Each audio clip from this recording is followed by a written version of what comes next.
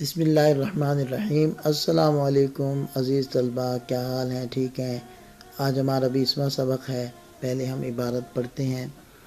وَلِلتَّبْيِينِ نَحْوُ قَوْلِهِ تَعَالَى فَاجْتَنِبُوا الرِّجْسَ مِنَ الْأَوْثَانِ أي الرِّجْسَ الَّذِي هُوَ الْأَوْثَانُ وَلِلزِّيَادَةِ نَحْوُ قَوْلِهِ تَعَالَى يَغْفِرْ لَكُم مِّن ذُنُوبِكُم۔ اب ترکیب دیکھ لیں۔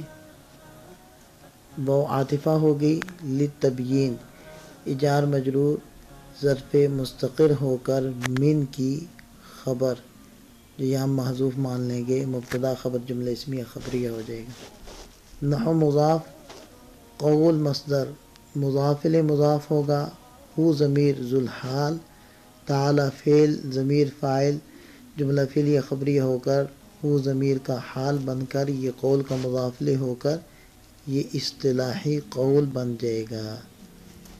فا جزائیہ ہے اور اس کی شرط محذوف ہے۔ اجتنبو فعل امر ہے اور انتم ضمیر اس میں پوشیدہ اس کا فاعل ہے۔ الرجس ذوالحال من الاوثان، یہ جار مجرور ظرف مستقر ہو کر اس کا حال ذوالحال مل کر بن جائے گا مفسر، ای حرف تفسیر۔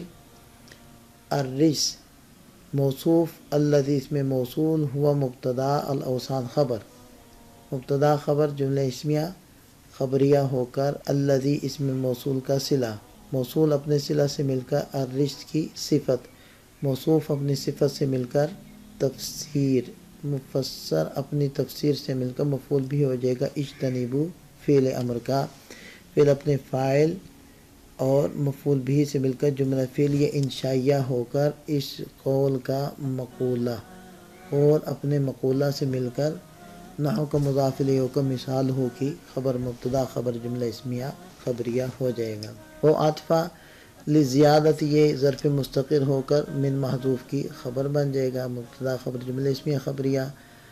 نحو مضاف، قول قولہ تعالی حسب سابق اس کی ترکیب کر کے ہم اس کو بنا دیں گے قول، اور یغفر یہ فعل ہے، ضمیر اس کی فاعل ہے اور راجع ہے اللہ تعالیٰ کی ذات عالی کی طرف جو معہود فی ذہن ہے۔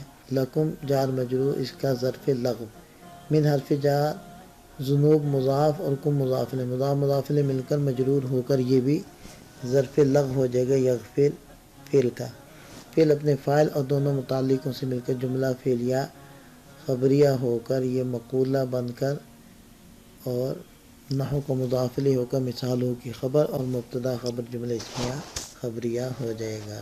جی اب ترجمہ دیکھ لیں۔ اور من بیان کے لیے آتا ہے، بیان کے لیے کیا مطلب؟ یعنی ابہام کو اور پوشیدگی کو دور کرنے کے لیے آتا ہے۔ جیسے اللہ تعالیٰ کا ارشاد آیت میں کہ فَاجْتَنِبُوا الرِّجْسَ مِنَ الْأَوْثَانِ، یعنی بچو تم گندگی سے بتوں کی، یعنی اس گندگی سے گندگی کے وہ خود بت ہیں۔ مطلب یہ ہے کہ بتوں کی پوجا پاٹ سے بچو، کیونکہ یہ سراسر گندگی ہی گندگی ہے اور عقل مند ہمیشہ اپنے کو گندگی سے بچاتا ہے۔ دیکھیں رجس کے اندر جو ابہام تھا کہ اس سے کون سی گندگی مراد ہے، تو من الاوثان نے آ کر اس ابہام کو صاف کر دیا، دور کر دیا کہ یہاں بتوں کی گندگی مراد ہے۔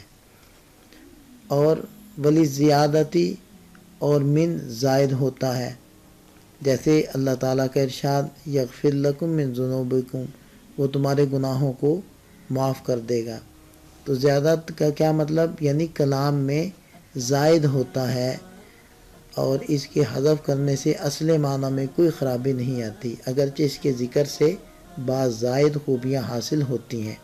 تو دیکھیں آپ من کو یہاں سے اڑا بھی دیں، حذف بھی کر دیں، پھر بھی یغفر لکم ذنوبکم، ترجمہ یہی ہوگا کہ اللہ تعالیٰ تمہارے گناہوں کو بخش دے گا۔ تو یہ آج کا سبق ہوا، اس کو خوب اچھے طریقے سے سمجھ لیں۔ اللہ تعالیٰ ہم سب کا حامی و ناصر ہو، دعا میں یاد رکھیے گا۔ السلام علیکم۔